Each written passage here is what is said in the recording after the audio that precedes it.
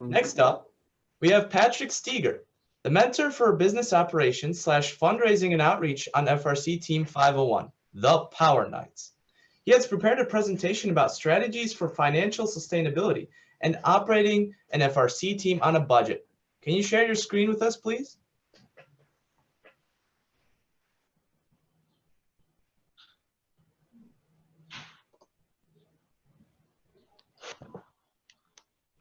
All right.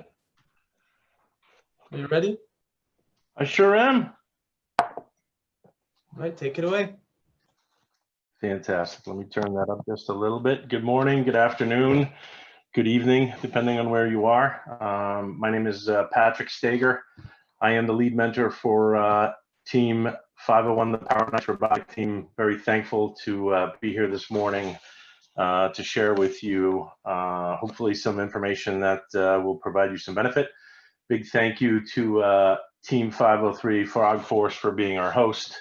And let me get started right away. So today, we take a little detour from presentations that have been mostly technical in nature, as we're on the second half of the 24 hours of STEM. I thought I'd talk to you about some strategies for financial sustainability and how to operate a team on a budget.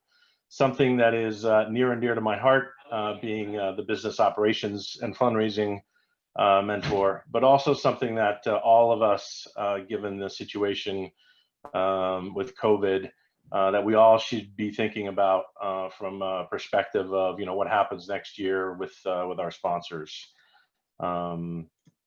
A quick agenda: we'll talk about some common pitfalls of financial sustainability, talk a little bit about the mother of invention, and our personal story and our team's story about how this affected us and why we got so involved in this topic.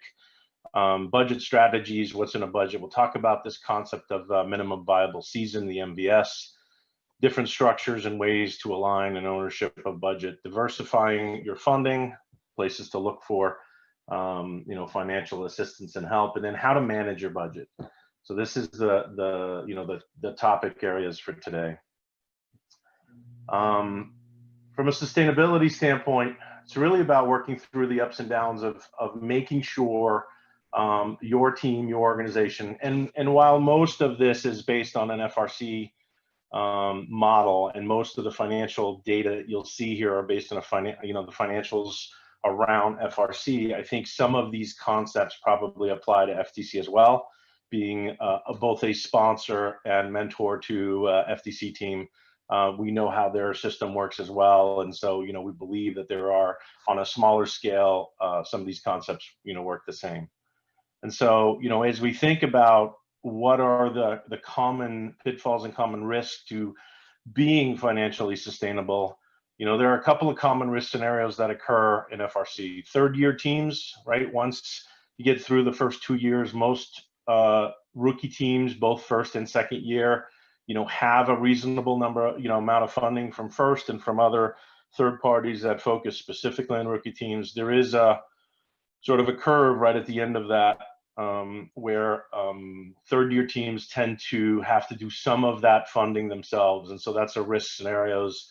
I've had this presentation, within our own events like this, where we talked about these topics and met with second-year and third-year teams who are going through this process. A year after going to championships, especially if it's not something that's a regular event, if this is a one-time or the first time that a team is doing that, team qualifies and sort of empties their bank account to get there, they're unprepared for that following year, or they may be in a tight financial situations. Post a sponsorship loss, maybe a scenario where you've got to scramble and look for alternatives for funding. A dip in membership or low membership, because the team, and the people on the team, their parents and their friends of parents, tend to be certain avenues for both personal donations as well as the companies that they work for being sponsors. When you've got a dip in membership numbers, this can affect loss of key mentors.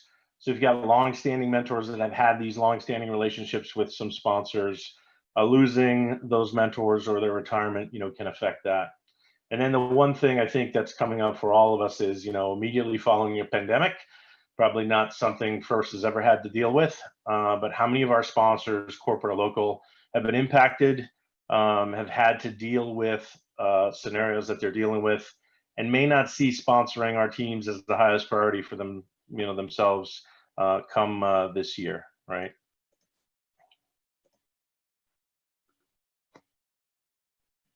All right. So, necessity is the mother of all invention. We speak from experience. Less than 2 years ago, we would have described our team as our typical cost. I know this because I spent a lot of time talking to different teams of different size and scale, both from the rookie to the sort of world championship type teams that go to worlds, every year, and talking about budgets. What's that look like? Where do you spend money? How do you fundraise? Things like that. And so we would have described ourselves as a typical cost, typical spend team. Our funding sources were very consistent. We had the same 3 to 4 sponsors for about 5 or 6 years going. They donated the same level almost every year. We had a sponsorship model between 18,000 to 26,000. Our budget, 32.5 annually, very, as I would describe it, typical or middle of the road. It was based mostly on previous years. There was very little variation year to year. We kind of did the same things each year. We always had kind of an away event. We picked an event where we would travel and it would be a fun thing for the team to do. But that was about 25% of that budget. We never covered or allocated for going to Worlds. So over the last 8 years, we've qualified 3 times, but been unable to attend because we didn't have the funds. And so our budget never sort of took that into consideration. It was sort of a regional, level budget. And our budget approval was steering committee based. And so once a month, there was a motion. You would make a motion for, hey, I want to do this. I want to spend this. Obviously, it was within the context of the larger budget, but it was always a monthly ask. And, there was a vote. And, most often it was voted yes. And so the reason we speak for experience is in 2018, we lost 2 of our key sponsors totaling $20,000. All that happened within about a 2-month time frame in the fall, just before build season, just after having selected to go to the farthest possible event we could think of from where we were located within our district, and then right before going into the kickoff. And so we were sitting there with a budget that we expected to be somewhere in the 30K, now being about 12,000. Just prior to that summer, just prior to that event in the summer, we did spend some time thinking about, how do we figure out a way where we might actually have money if we qualified again to Worlds, right? And so we started thinking about these general concepts and ideas of, sustainability and growing funding sources and things like that just prior to this occurring. And if we hadn't, we probably wouldn't have survived this particular ordeal. And so that's one of the reasons why we talked to this, in great detail and sort of share our story in this particular set of events. So let's talk about, our budget strategy, where it came from, how we started thinking about this. And again, I'll talk about some of the things we thought right before that happened, but then, what actually led us through that event and, where are we now, right? So things that we consider for a budget, we plan for a down year or the worst case. In fact, you'll hear us talk about this concept of minimum viable season. And minimum viable season is actually a framework that assumes we get zero, not a dollar from any grant, donor, or no grants and no sponsorship, maybe some donations and definitely some fundraising. And part of that came out of a conversation for us. We're a 4-H team. And as part of 4-H, one of the requirements of a 4-H club is to keep at least 2 years budget, 2 years within your savings account so that you can run the team or the club for 2 years without additional funding.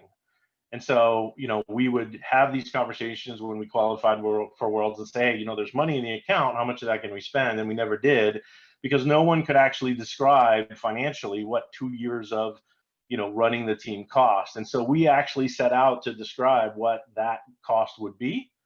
And then based on our standard year after year set of general fundraising, like car washes and selling calendars and fundraising calendars, things like that, what we'd actually be able to raise if no one gave us any additional money from a third party or sponsor.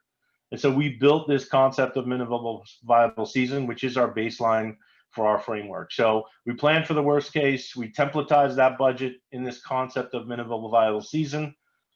We also wanted to make sure that there was assignability. So at the beginning of every budget that we make, we want to make sure that there is a person, student or mentor on the team who is accountable, responsible, has the freedom and the autonomy to manage that part of the budget. And so as we go through developing the budget, we put a name to every one of those, sections, if you will. We also want income-based allocation. And, this is a bit of a, big brain calculator concept, but, we don't spend money and you don't spend the budget you've defined until you actually have the money to fill that in. And so one of the other benefits of minimum viable season is that's our baseline. Everyone gets that allocation at the beginning of the year, whether we've done it or not, because that's what we're assuming we have to spend to have a standard season. But if we don't fundraise and we can't get sponsorship, then that's where it stays. As it passes the threshold of the MVS, then every dollar after that becomes an allocation, and it's spread across all of the departments and all of the budgets. And so if we are at 60%, fundraised towards our budget, then we'll say you now can spend up to 60% of your budget. There are some nuances in that for certain areas, like you got to pay your entrance fee for your 2 district events, things like that. We are fiscal year aligned, so while there are tax reasons for 501c3s that you need to do it yearly, we are actually a July 1st to June 30th. So our end of year is in 3 days, right? And so we will begin our process of budgeting 3 days from now. And we do manage our fiscal year. I'll explain to you one of the reasons why we actually moved to that in 2018, and why we did that. And then the last item is, forward looking, right? We wanted to incorporate this concept of the big, hairy, audacious goal mentality of like, we want to do more things than just what we did last year. And so things like, new ideas, new options, or championship options, we wanted to build into that framework and make available to ourselves to be able to fund. All right, so budget strategies is based on a set of tier templates. We have one, which is our minimum viable season. Again, worst case scenario assumes 0 sponsorships, no grants, assumes very moderate fundraising. So basically the low end of what we've done over the last 5 or 6 years. It assumes a basic season of events.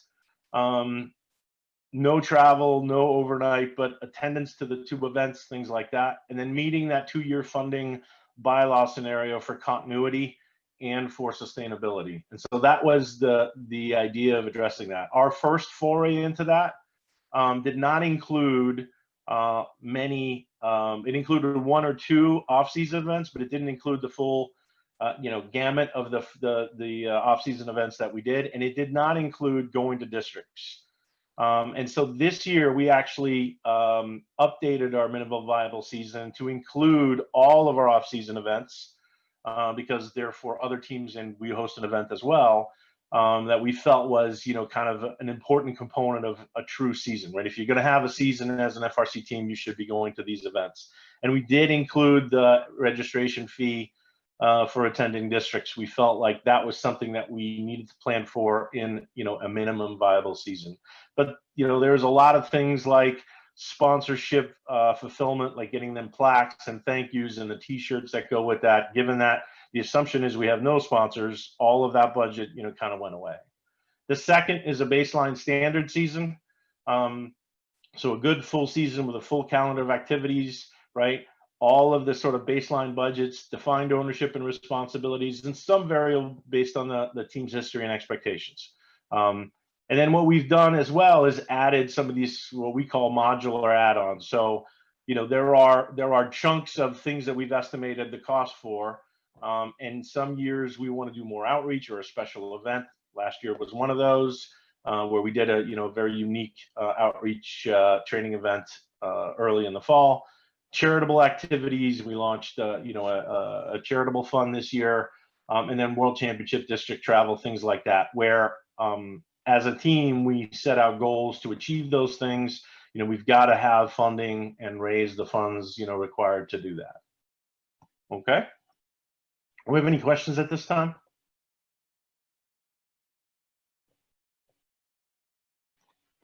All right, I'll keep going. So how much should it be? How big should your budget be? We've seen budgets as low as, the 9,000 to 12,000 range, usually for first, second year teams. Our original MVS was 12,500. That is what we perceive to be sort of the minimum to build a robot, attend to events, and do some things as a team. It included, getting everybody on the team T-shirts and things like that. But it was a minimal spend. We have seen teams with budgets in the, six-figure range, some in the, couple of six-figure range. Obviously, those are teams that have a much larger. There are teams out there with 150 students, 60 to 70 mentors who do travel and, go to Worlds on a pretty regular basis. Again, the kind of budgets that you need to sustain that, are pretty extensive, right? So how big should your budget be? It really is dependent on what you need to do. What I would suggest as you think about these things is to make sure that you're thinking about what happens if, your sponsors, for some reason, like, COVID-19, have to go away, not fault of their own. In our situation, losing those two $10,000 sponsor, both of those scenarios were acquisitions. So the company that sponsored us was acquired by a larger company who basically said, yeah, no more of that, no more local sponsorship. And so the larger company, did not choose to sponsor a local team, and the local business that had been acquired was no longer able to do that. And so that wasn't really a decision on the people that we worked with as sponsors originally, but because of the acquisition, it was no longer possible for them to do that. How do you know if you have enough money? Again, you've got to set goals. Sometimes each year you may choose a different thing to focus on. If you focus on outreach versus other things, depending on how much it costs. And then expense tracking, right? You've got to do that. We'll talk a little bit about how we do that and how that can be a pain point. And then are you looking at, from a metric standpoint, looking at what you're doing? Are you looking at the right set of information? Are you looking at per student, per mentor costs? Are you looking at per competition? What other metrics are you, per match costs, things like that maybe you should be thinking about? Larger teams may require larger budgets. Do you charge dues? Do you charge fees? Is there a participation model that based on that, you've got, different access to different funds, even within the team? We do revenue-based funding allocations. So we don't spend money we don't have.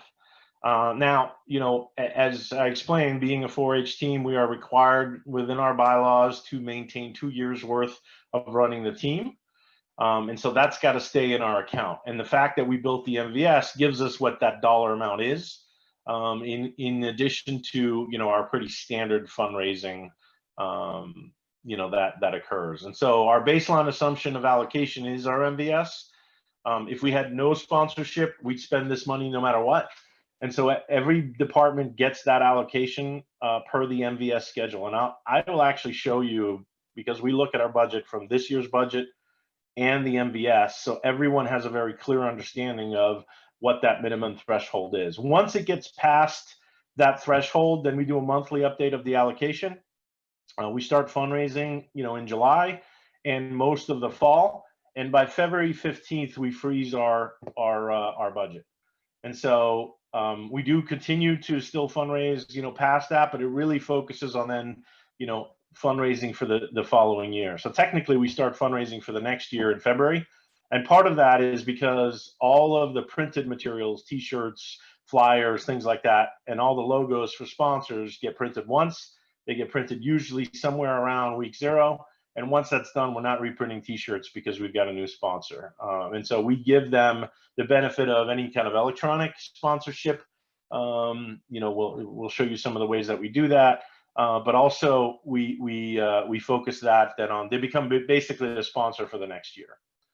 We do monthly updates based on that revenue. We also do monthly, not always monthly, but we do updates on the budget as well, up through the budget freeze, which is on February 15th. And then the final allocation is at the same time as budget freeze. Whatever dollars we have there, if it does increase, we do handle through change management processes, or we allocate that to reserves or to funding for next year. That gives us an ability to sort of have a realistic view of, you know, what we have and how much people should be spending. Again, the year that, you know, we lost the 2 sponsors, you know, we dropped from assuming we were going to have, you know, 33,000 to having 12,000 to 13,000. We obviously had to spend reserves. You know, that was the use of the MVS, if you will. We did start to fundraise a little bit differently towards the second half of that year. So in the spring, immediately after the, you know, the build season, we went after different ways of fundraising, which I'll talk about as well. And we did build up a little bit back up where we, you know, recouped a little bit of funds. But then we really focused on the next year, and you know, the 2019 to 2020 season is where, you know, we felt like the model that we had created really worked. So here's an example of last year's budget. You know, for us, this is literally our budget for the year. You can see that the 20 budget was at that time was still a working budget, right, pending the approval. You can see MVS 2.0. Like I said, the first one was about 12,500. This one's 19,500, assuming an income from various sources. Again, no sponsors, no grants, of about 7,000. And so, you know, we are expected to keep in our bank account 2 times that expected minimum viable season delta, so about 25 grand. Our budget for the year, as you can see, our income was much higher than our expenses. We expected to raise more money than we needed, and you can see our total expenses was relatively similar to our previous, you know, in past budget levels. We did make an allocation based on some fundraising that we had and the MVS that we were going to allocate some funds towards going to Worlds. Obviously, none of us got to go there, so that didn't get used and is still outstanding in this year. You know, again, the key differences between our budget and our MVS is, you know, we assume 0 grant, 0 sponsor. Revenue is higher than budget in our reserve plan. You'll see things like donation and pledges, sponsors, grants. We have a community partners program that we expect to use some money. Fundraising is in there, and then subsidized funding is part of the funding that comes or is allocated from both a booster club created in the same time frame and some of our school budgets that we get. It's not huge, but it does provide some additional benefits. And then you can see our expenses, you know, broken out into each of the departments. They are broken out below that by those departments as well. You can see in the Office of the President, there is about $1,500 to fund, including a $750 contingency. It's not a huge contingency, but it does, you know, come up. This year we did not, you know, we were able to and did tap into about $150 of that for some funds to support and sponsor our one of our FTC teams. Biz ops, and specifically the travel and the entrance fee, mostly the entrance fee, about 11,400, as you can see from the MVS, is travel and entrance fees. We do focus specifically on assigning and allocating the budget based on team structure. This is not a, you know, this is not a session about team structure. There are clearly a number of different ways teams have organized, non-tech versus tech, all these different programs, and you know, we've spent a lot of time looking at our structure. We have 6 departments within our team. I've seen teams with 2, with 3, with, you know, 50. It's really up to the teams. But what I do want to say is you do want ownership of the budgets by each team. If you have 2, then, you know, there should be 2 sets of ownership and then a broken down budget below that. So the way we work is we allocate at the right, you know, structure level. And so departments and subgroups, so our VP of business operations And these are all student roles, by the way, with a mentor assigned for each department. So the VP of Business Ops, who's last year VP of Business Ops, is actually our president this year, manages all the overall team operations, runs the operation budget, and has the largest component of the budget. About half, 50% of all spending falls underneath business operations. That includes things like developing the business plan, things like insurance, maintenance, rents, trailer insurance, getting the registration for the trailer, things like that that we all have to deal with. It talks about sponsorship, so the person who is responsible for driving the fundraising is also responsible for all of the fundraising, things like plaques and sponsor t-shirts and awards and stickers and all that stuff that goes with that.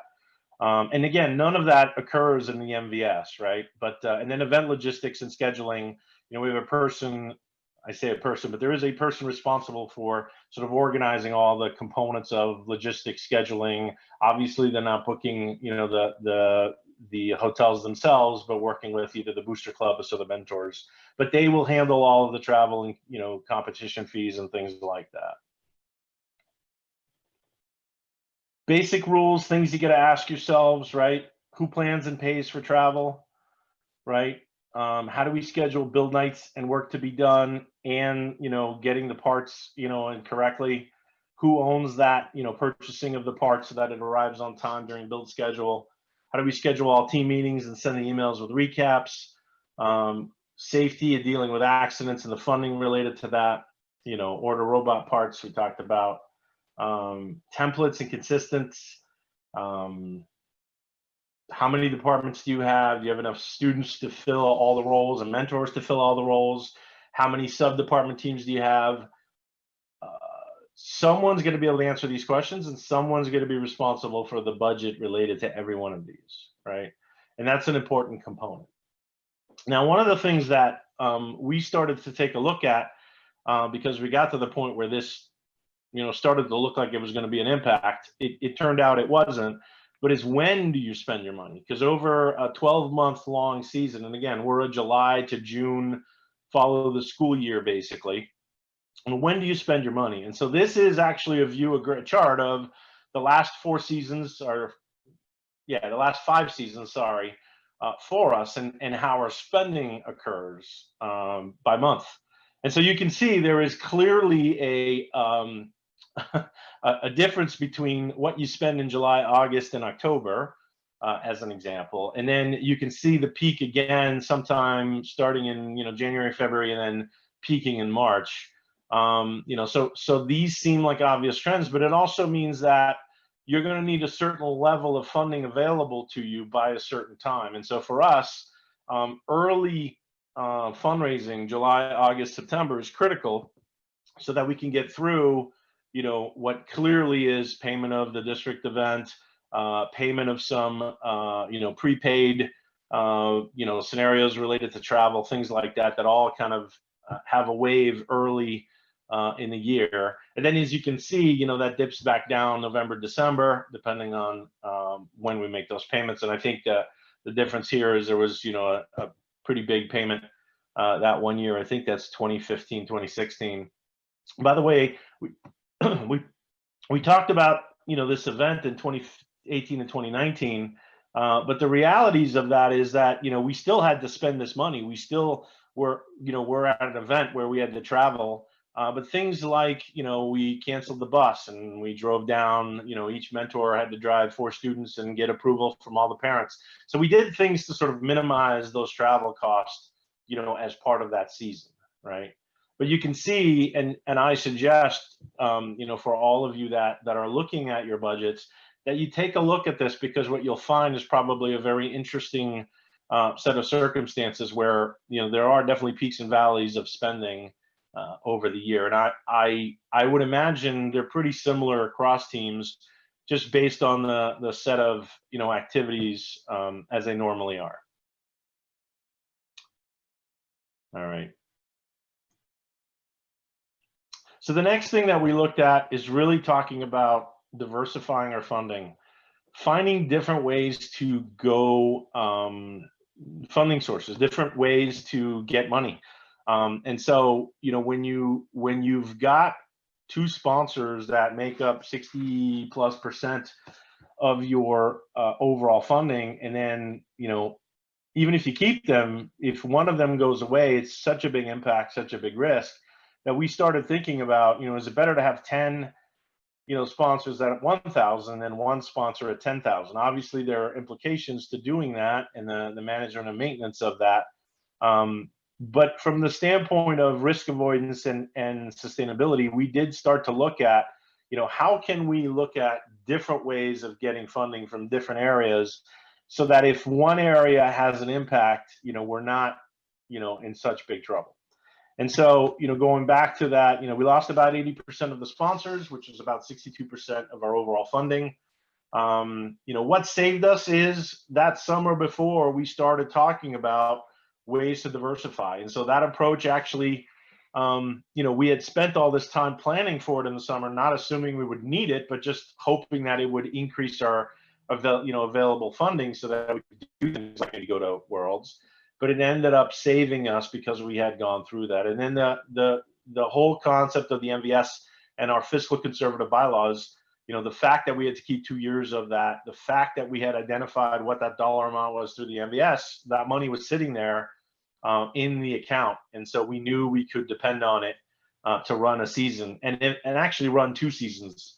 And so that was a pretty important component. Having done that over that summer, and then being in that situation where, wow, this is a huge impact to us, but look, we do have sort of this back pocket thinking that we've been doing, and now let's apply it. Let's see if it, not see if it works, but it did work. And so, we were able to sort of save ourselves through that process. This year, this 2019-2020 season, obviously major impact. Everyone knows, we stopped midway through the season. We actually got one event in. We feel blessed and lucky that we did. Not many teams did, but we actually expected to fundraise. Our plan was to fundraise $6,000 more than all of the other previous years before our loss, right? And the challenge really is to work and continue to develop those key relationships with partners, businesses, and sponsors, and the community. And so we've spent a lot of time over the last 2 years doing that. That's seeded us some things that, even now we're still not fully, that we don't think are fully there yet, but, we'll talk through what those things were that we started thinking about 2 years ago and have slowly implemented over time. So they include things like 501 for 501 capital campaign. This was a campaign specifically to raise funds for a trailer. We raised about $2,800 through that campaign. It was an online campaign where we had, people donating things and then having funds from corporate sponsor or from their corporations that weren't sponsors of ours, but, provided some additional funding. And so we were actually able to raise money for a trailer. That was an original plan even before all that happened. We decided as well to split out grants from sponsors.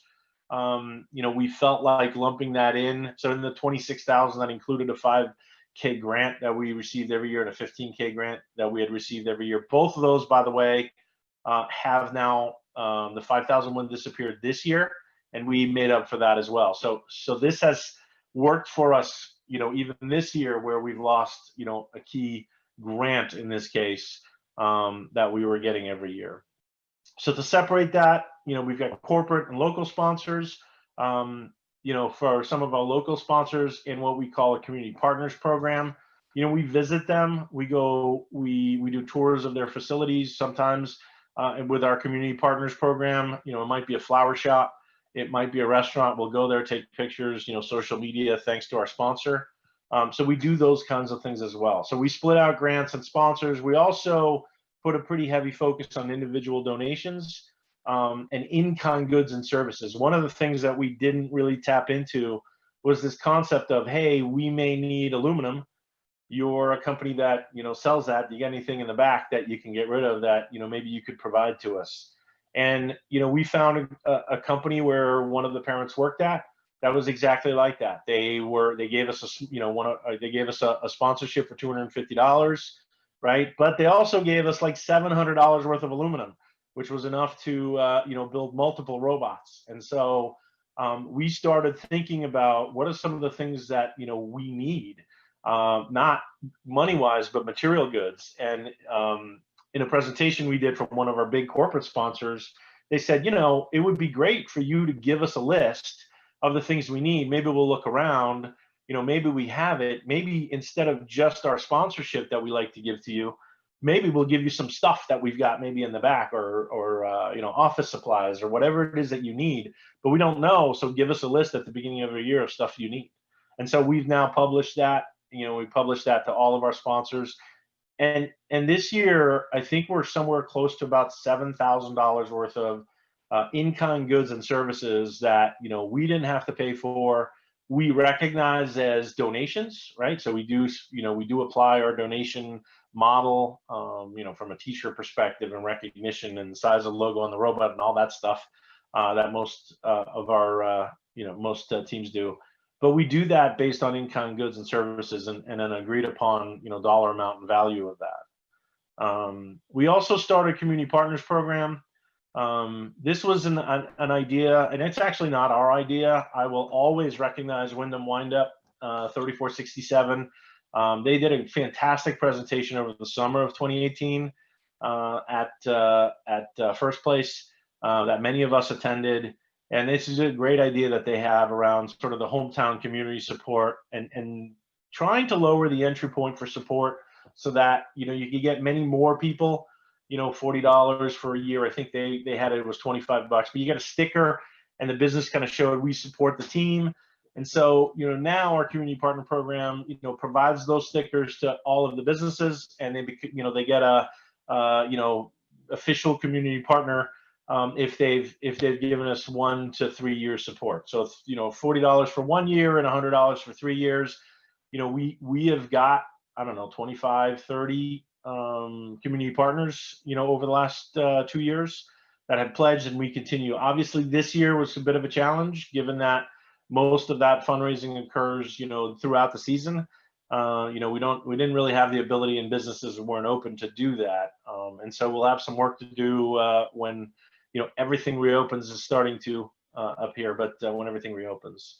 And then we looked at, and this is something we haven't quite done yet, although we've talked to our key sponsors as well, around this concept of the championship pledge, right? So this is a scenario where, as you all know, the time frame between finding out you're eligible for world championships and the amount of time you have before all of your money has to be ready to go and pay is about 2 weeks at most.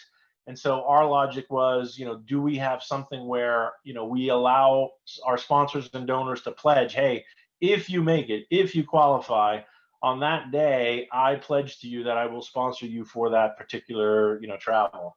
And so we did develop a championship pledge program. We haven't had to use it yet, but we do expect to do that hopefully this year. And then booster clubs, one of the things that started, one of our parents and a couple of alumni got together, started a separate booster club organization. They do their own fundraising for the team. And then, it's really a function of supporting the team. And so we talked about that sort of subsidized budget.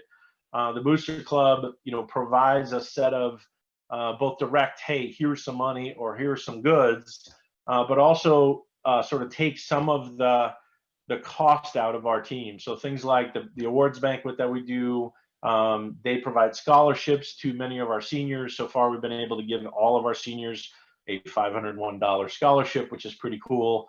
And then some general fundraising and T-shirts and things like that.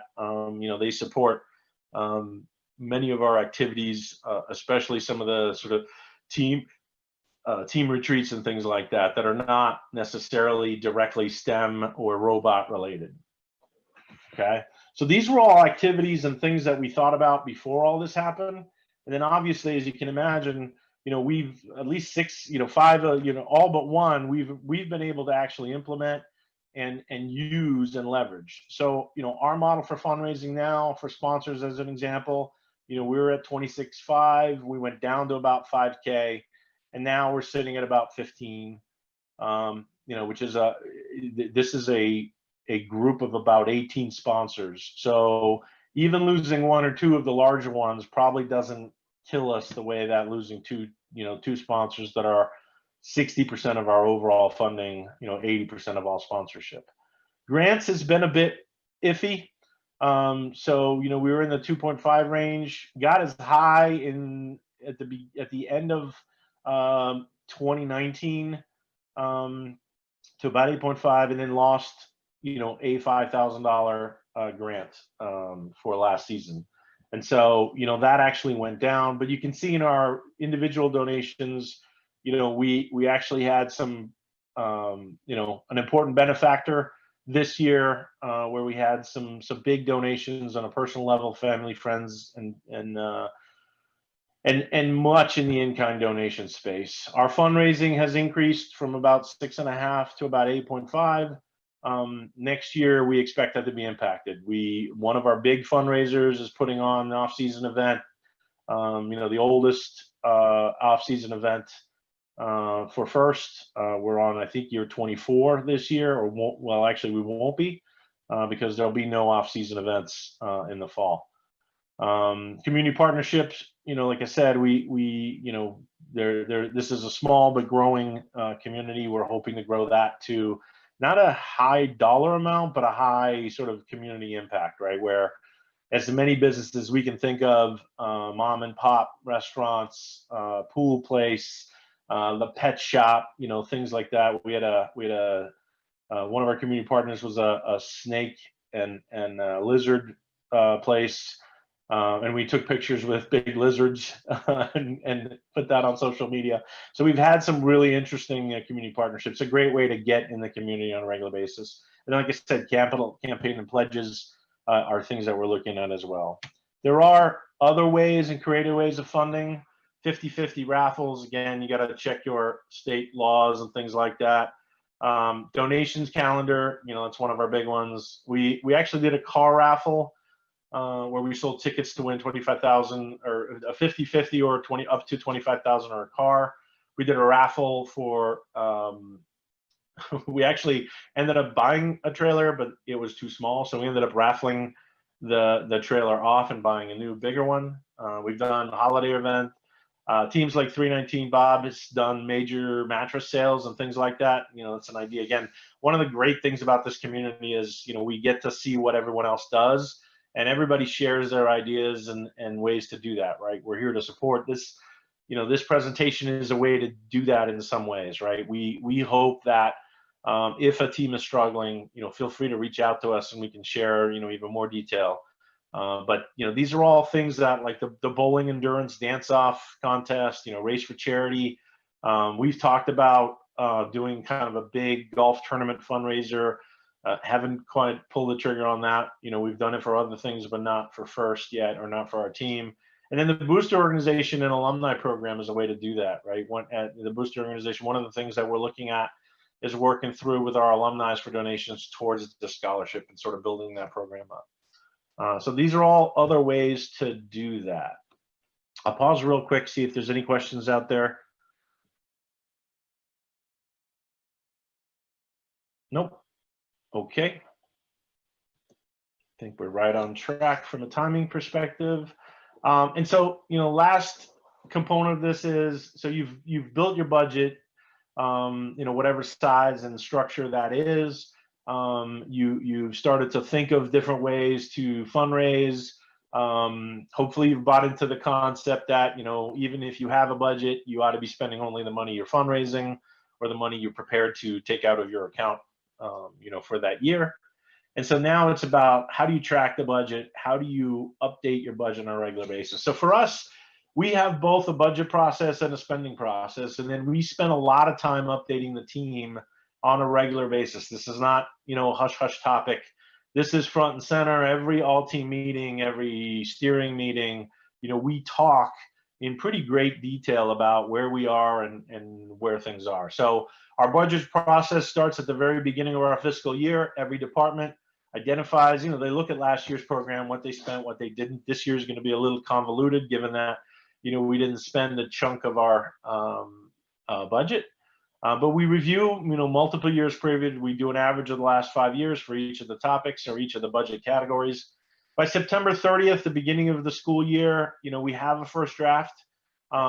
we then do our MVS allocation. So people in each of the departments, whether their budget is larger, fully approved or not, they get their MVS allocation. By October 30th, Halloween, at that point, we've got a draft too. We do a draft right before the holidays, and then our final draft and our budget approval and our allocation freeze is on February 15th, right before the start of the season. So by then, we are expecting to be sort of fully knowledgeable about what we've got in the bank, and how much there is. Now, there are always going to be edits after that, right? So it's not like we don't spend money after February 15th, and it's not like we don't get new sponsors after February 15th. They're just treated slightly differently, and it's more of a change management. We do lock in our budget, and do lock in our allocation of funds towards each budget at that point. What's great is that, at least in this year, we were able to recoup some of that. And so we actually went to different departments and said, since you're not going to spend that money, let's move it over here. Let's do this with it. Or we're going to move that to reserves if you need it back. So this is a continuous process of budget planning and allocation and in the spending. And at June 30th, at the end of this year, a couple of days from now, we'll go through that analysis and reporting. We'll share out, hey, here's what the year looked like. Here's some of the, and we will discuss amongst the steering and the students, what could we have done better? Where did we spend too much? Where do we think we didn't spend enough? Things like that. Spending process, each department can spend up to their allocation at their discretion. Obviously, by September 30th, they've got the MVS allocation, but then there's some steering approval beyond that. So, we had a special event for outreach that was in, I think it was early November. That spend was higher than the allocation. And so we had a specific approval from steering to spend a little more than was already allocated for that. The person who spends the money must provide email Slack notice to the department VP and the BizOps team within 72 hours. That's a requirement. So that way it updates the budget. Now, all receipts and reimbursements must be requested and applied due before the end of the next month. So one of the things is, if it's the 30th of the month, well, you don't have to get reimbursed by the end of that month. It's the next month. And so if you spend on the 1st of the month, then you've got almost 2 months to get reimbursed. But we do have a limit. We do expect to see that spending out of our accounts. And so it's not just the budget process, but the spending process reimbursement that we handle. All of the budgets are managed by the student leaders. And then the the VP of BizOps, also a student, who I work with, regularly, manages the budget and focuses on, and, I do spend a lot of time updating Excel, but we go through this pretty regularly. We have a weekly sort of discussion, and then we have a monthly meeting with the BizOps team where we go through, hey, here's where we're at. You guys need to go check this, check with your team. And then the president, both the last president and this president, this year, all student leadership team has a regular meeting with all of the VPs, all students, and it's a student-only meeting where they talk through, what are you guys doing? We need to get this allocated, things like that. And then the other thing is, we do regular team updates, weekly updates in BizOps, what's occurring, what's changed. We go through Slack. We do announcements whenever we get a sponsor. I'll show you examples of that. And then in our monthly steering and our monthly all-team meeting, we do show a pretty detailed report on all of these things. So, this is an example of I think this was, I want to say January, February, but this was where we were in January, February. This is where we're at.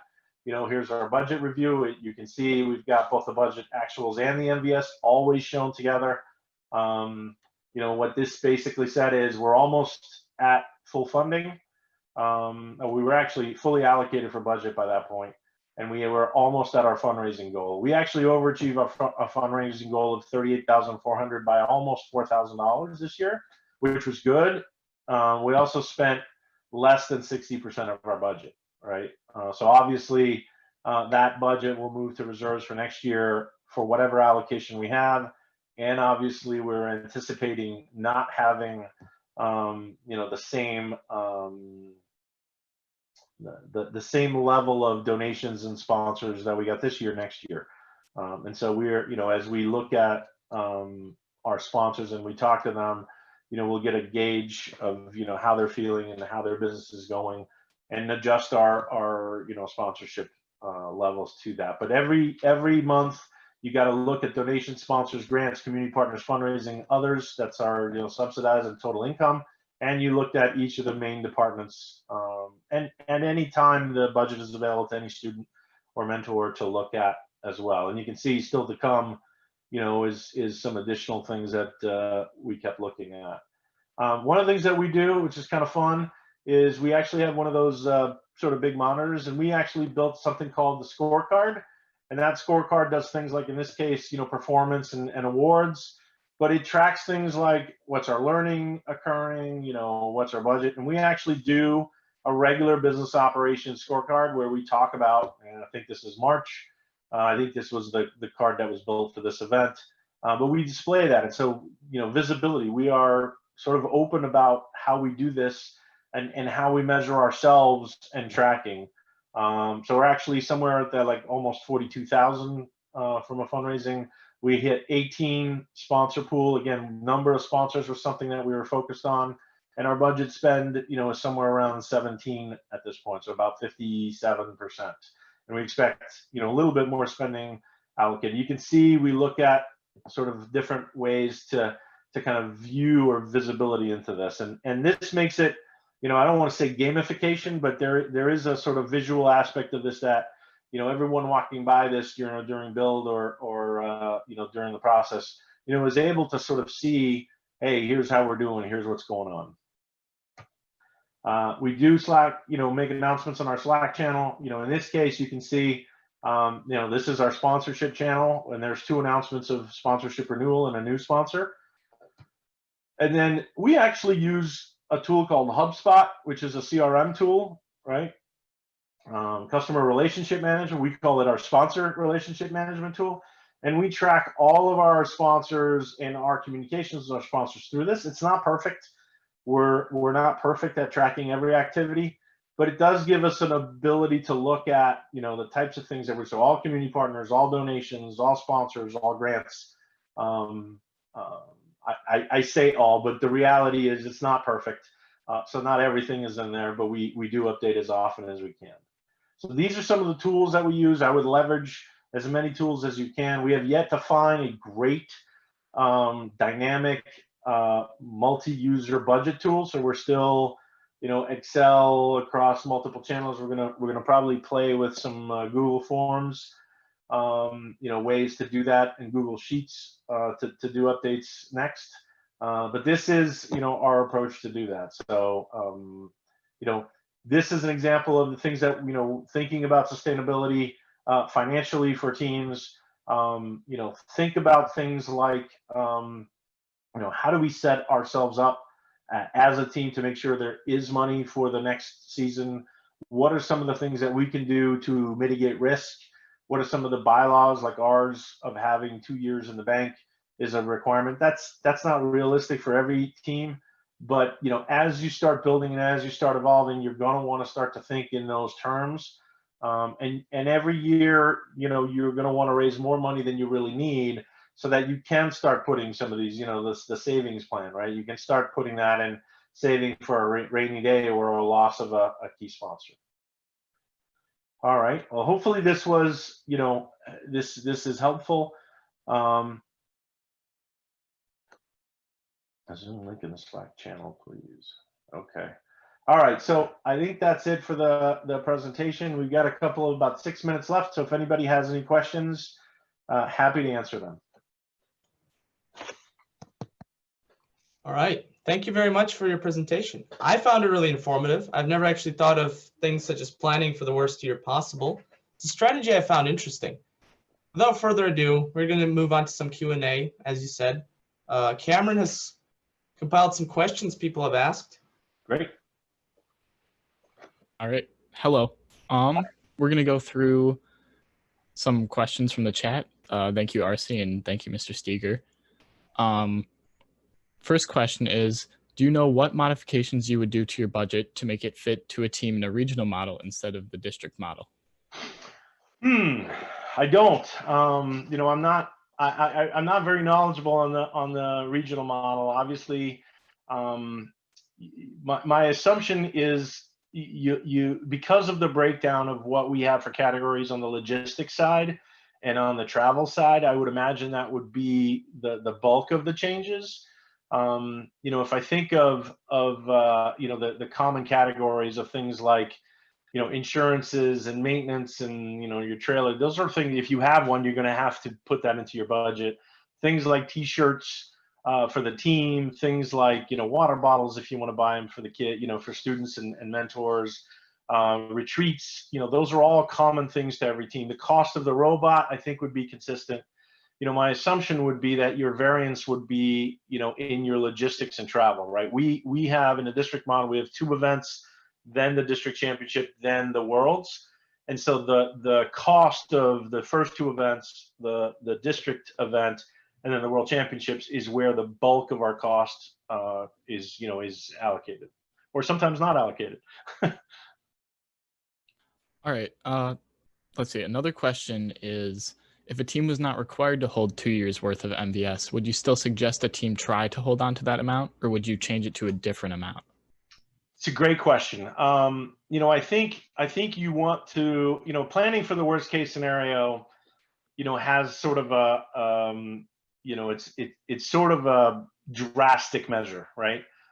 It is most likely that you will lose, even if you lose a bunch of sponsors in a year or a bunch of grants, it is most likely you'll have some funding, right? So the realities is you want to hold in place an ability to at least get through 1 year if something horrible occurs, right?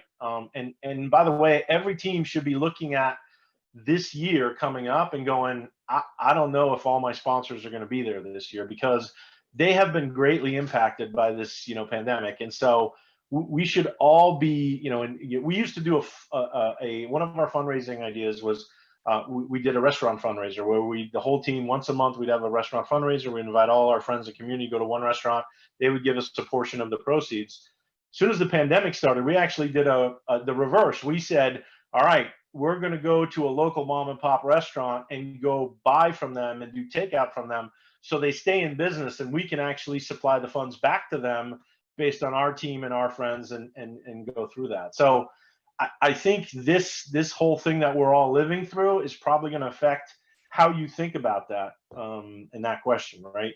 So would I do it differently if I didn't have those bylaws? Maybe. The fact that I do and that I have to abide by that is actually, I believe, a benefit to our team, right? We know that this is a required sustainability model for us. And so people that don't have that requirement may have a difficult time making those decisions, especially if they're not, you know, in a great place financially. Yeah, that makes sense. We'll go through one more question. Sure. Are there any online resources or guides that are good to reference in regards to planning your budget? There are definitely a set of guidelines that FRC provides. If you look at the resource library, they provide some baselines. Many teams publish their budgets. One of the ways that we've been able to sort of look at where we are in kind of the world of, you know, FRC and FRC, you know, as to where we are in the budgets. You know, we look at teams locally, we look at, you know, larger teams, we look at, you know, sort of smaller teams or new teams, and try to figure out, like, what's the reality of our, you know, our world, right? Where do we fit into, and part of that is how do others. So I think there are a lot of resources out there. I don't know that they're easily found. You have to go through a bunch of websites. One of the ideas that we've been toying with is some type of database where people, you know, can provide their information about their budget each year, and then that would give people sort of a reference. And so you'd be able to sort of search on what's a budget for a team of 40 people, what's a budget for a team of 150 people, what's a budget for a team of 10, and sort of look at, you know, the data that exists. But there hasn't been you know, that database built, and it's not a simple thing because everyone treats their budget differently in different categories, and so it can be complicated to kind of build all that together. All right. Thanks again for joining us today. That was Patrick Steger, everyone. It was an honor. Thank you, guys. Thank you.